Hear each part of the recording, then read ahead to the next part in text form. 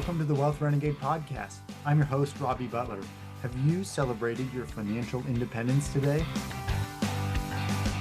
When I entered the Real Estate Guys community over 2 years ago, I met a smiling gentleman who I felt was a consummate professional from the first time I got to know him. Here on the podcast today is my good friend, George Ozoude of Time Health Capital. George, thanks so much for joining us. Thank you, Robby. Thanks for having me. It's a pleasure. I'm happy to come on and share my story. So thank you. Well, I misspoke in my introduction because I should have called you by your proper title, Dr. George Ozoude. You have been an orthopedic surgeon for, as I remember, your entire career. And yet this investment mandate that you felt arrived upon you to be able to work with other investors and your own capital to build your portfolio is what I'm so excited to get to talk to you about. Tell us a little bit of your backstory and how this moment in your journey came to be. Absolutely happy to share. So I've been an orthopedic surgeon since 2008, and I started my career practicing in Houston, Texas since 2014. I had worked for the University of Texas. It's the state-run program, academic/community practice. Very happy. I thought I was in my perfect dream position as a doctor, as a surgeon, as a sports medicine team physician. And honestly, I had never had any idea that I'd get into the world of investing. I thought that's all I needed. But as I spent those early years out in practice, I kind of started to see the true nature of the corporate medical model that I was in. We're kind of shielded to that when we're in training. And then once you really see what it is, you get the sense that it's not what you envision for your career. And that medical model has a lot of challenges, not only for the physician side, as far as autonomy and satisfaction of their practice in terms of reimbursement and building wealth to protect your family and your community. But really, even more importantly, it had a lot of impact. It has a lot of impact on patient care quality. And it's something that most physicians go into. The primary reason going into medicine is to have this positive impact on their patients' lives.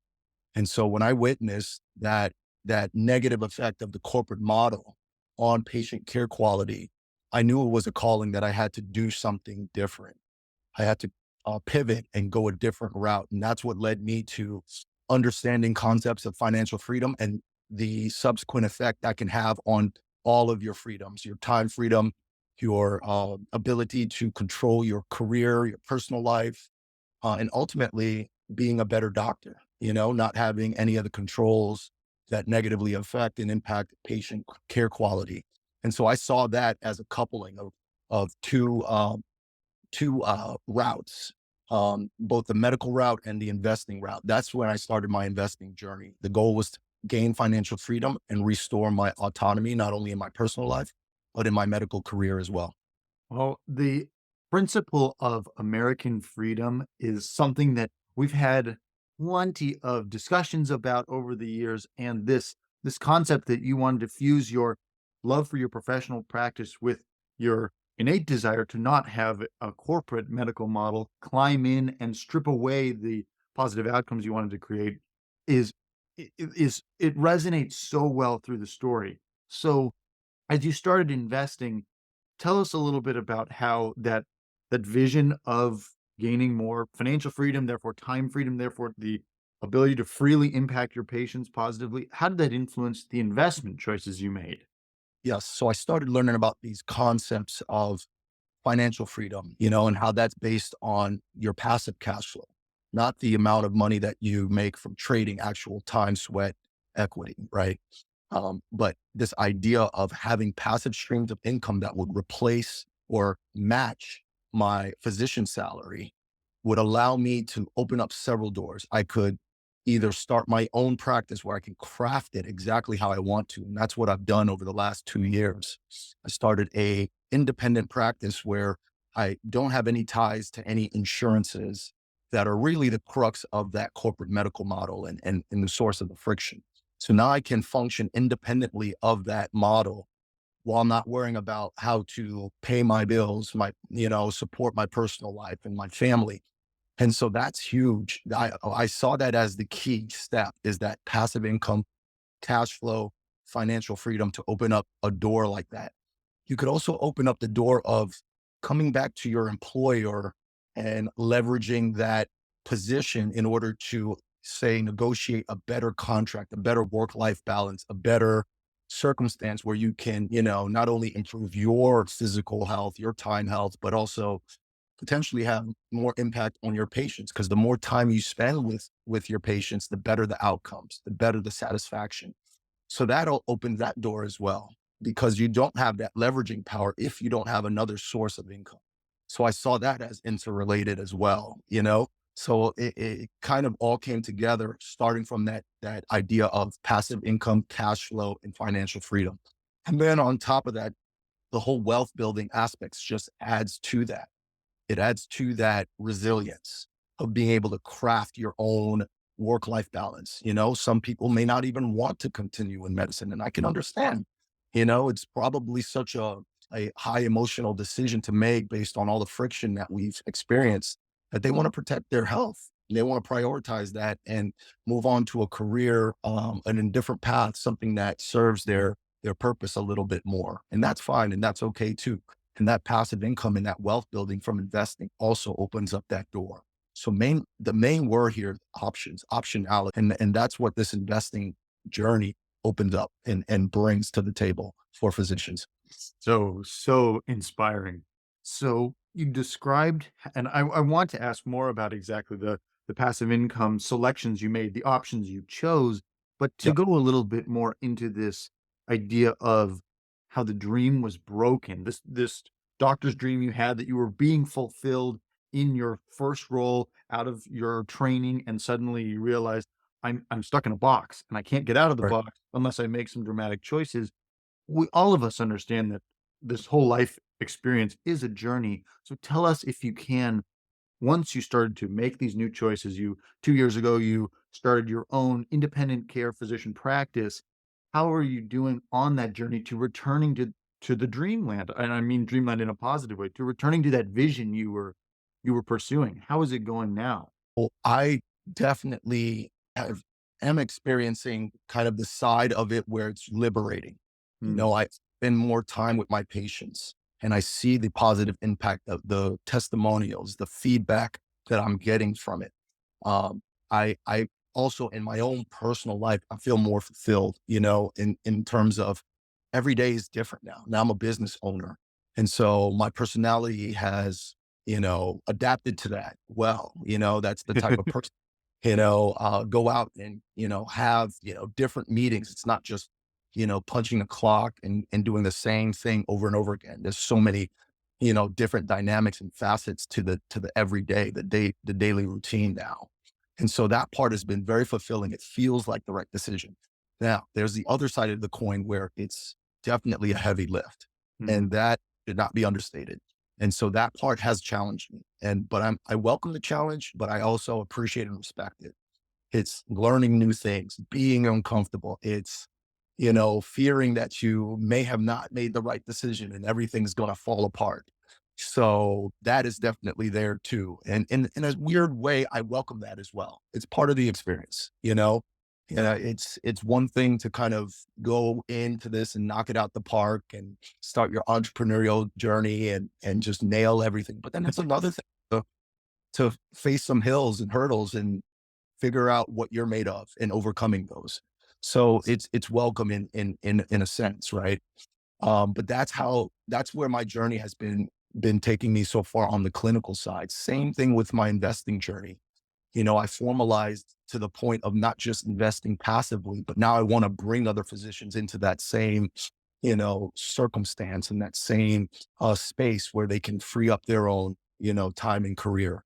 And so I've formalized that process and created a company to try to invest as in with pooled capital, like you mentioned, with other physicians. And so that's also a journey. That's another business that I'm, undertaking and learning a lot, bumping my head quite a bit and going back to the drawing board and trying to revamp the strategies. So great learning experience, heavy lift, absolutely worth it so far. And I think it'll continue to get better. Well, you answered already a part of where I wanted to ask more about your portfolio theory. What we've heard so far is it's defined by your personal growth as well as these assets that are building. You've got an active asset, your business, and in fact, your 2 businesses that are producing revenue and experiencing challenges, of course, but you're having brand and marketing opportunities. You're interacting with customers and future clients and maintaining new business. All of that's on the active side, both for your investment company and for your practice. Tell us a Right. little bit about the lens into the passive income approaches you made. What assets do you want to build into your portfolio on the passive side? Right. And that's so important. So the dream and the goal of that passive income is still there. And even though I am still trading time for money, it's working on my own platforms that will go on to support other endeavors, additional endeavors that will yield more passive income. And so, it's not completely like I've checked out of anything of, putting time and effort in. No, in fact, I may be putting more time and effort, but the end result is what's the motivating factor, right? And so still passive income is a goal. I still invest passively, still a LP in many deals. I've been an LP in 25 deals. And in every deal that I've been a co-GP in, 3 over the last year now, I've also been an LP, and that's something that's part of the core values and strategies of the company, the investment company, is that I'm also going to invest alongside with all my physician colleagues and clients. So I'll always still be an LP. I'll always still be building those passive income streams because I still want to maintain that optionality. If I Mhm. wanted to stop my practice, or if I wanted a scale back, or if I didn't want to do syndications anymore, I would still need that passive income in order to support my life goals. So that's will always be part of my portfolio is LP investments into deals. I'm in multifamily residential, multifamily development, mineral rights, agriculture, of course, medical office building, starting to venture into oil and gas and other alternate real estate plays like self storage and senior living. So these are all things that I think will always be a part of my portfolio and will always be generating passive income. Do you have defined proportions that you want each of those asset classes to build out in your portfolio? Yes, I do. I lean more on the conservative side. So 70 to 80% will be more on the conservative cash flow plays, which is about 6 to 10% on your capital. These are typically value add multifamily deals, assets that are already stabilized and producing cash flow. And you're going into to add value. Then I do reach for the fences or swing for the fences every now and then when I see that there's an opportunity. I definitely don't lean on the aggressive side, but every now and then I would, consider a value or excuse me, a cash flow play that's more in the double digits, 15, 20%, sometimes over 20% cash flow. Entails more risk, but you can allocate some of that 30% into more risky deals. And that could change over time. That's all season dependent. It doesn't have to be one way or another. You don't have to be a conservative investor only. It's fine if you are, but that doesn't mean, you can't allocate some of your capital to something a little bit more aggressive. And depending on where you are in your career, if you're just starting out or you're midway or you're late stage, it can also change too. So I think there's a lot of room for variability. It doesn't have to be a hard and fast set percentage. And that stays the same over time. So, for the listener, George has ways that an investor can become involved in the opportunities that he selects. And we'll ask about that last, George. But in order to understand what you said about your life goals, tell me a little about where you see this going in your big picture vision or your legacy. Yeah, it all comes back to that place that we all started as physicians going into medicine. My hope is to enable more physicians to become more autonomous, happy, and satisfied with their careers. So I foresee long-term legacy, just this collection, this tribe of healthcare providers, physicians who are investing alongside of us. We're investing into top tier asset classes, with top tier operators, um, producing passive income that has essentially replaced their salaries. It's matched their salaries. And now those options are open. And now I actually see the positive impact that can have on the medical landscape. And that impacts everybody. So basically, I look to impact the entire world, literally by creating a army of financially free physicians who are happy and serving patients. They're making their wealth, they're creating their wealth in streams outside of just medicine. That's my long-term goal, and there's numbers attached to that. I definitely look to this year raise 5 million as opposed to last year I raised 500,000. And then long-term wise, 10, 20 years from now, I look to be investing $1 billion, raising, upwards of $1 billion that are investing into quality assets. And then pass that on to future physicians and family and folks who will carry that torch because it's funny, medicine is actually ingrained in my family. Almost all of my family members are in medicine. My father's an internal medicine doctor. My mother's a nurse practitioner. My sister's finishing medical school. My older cousin's my mentor, and he's a radiologist. And it list goes on and on. So this is legacy. It's for sure legacy. This means something to me and my family and to my tribe and to other physicians. I know how much it means to my colleagues. So that's the long-term vision, right? And I'm excited to just reach for those stars. Amazing. Well, for the listener, if you haven't had the chance to meet George, George is the person you'd want to have in every room sharing their insight. Based on what we've gotten to hear from George today, it radiates out when you meet him in person. And so I've been so fortunate to get to know you, George, for the last 2 years and know that that journey that you're on is designed to be impactful. So if people want to follow along, where should they go? How should they get in touch with you? Thank you so much for giving me this platform, Robbie. I appreciate our friendship. Yes, you can reach me. The easiest place to reach me is on LinkedIn. That's where I'm most active. George.Ozoude. If you type in my name, Ozoude, you can reach me there. Our website is timehealthcap.com. You can reach out to me through that platform as well. My email is george@timehealthcapital.com. And I can definitely be reached by email as well. I look forward to connecting with folks, getting on calls and just talking shop about investing, about life, about medicine, about leaving a positive impact on the world. So I look forward to talking with as many people as possible.